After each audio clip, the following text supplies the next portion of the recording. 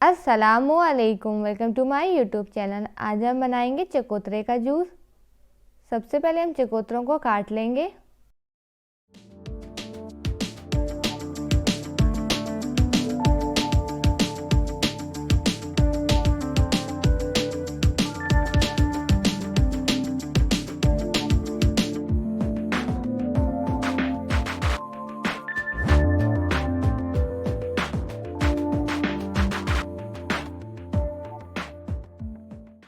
सारे चकोतरों को हमने बीच से काट लिया है। अब हम इसका जूस निकालेंगे।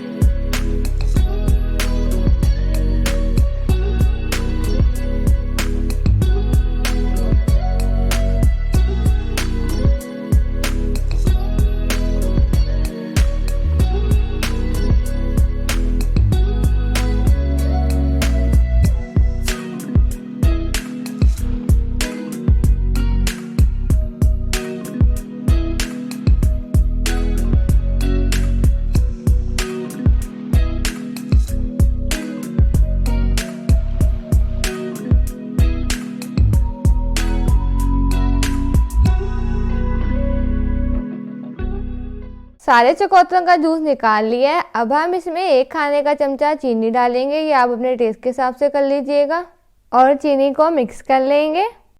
अब हम जूस को गिलास में निकाल लेंगे। अब हम इसमें काला नमक डालेंगे और चकोतरे का जूस तैयार है। अगर अभी तक आपने हमारे चैनल को सब्सक्राइब नहीं किया तो प्लीज़ हमारे चैनल को सब्सक्राइब कर दीजिएगा। अल्लाह हाफिज़।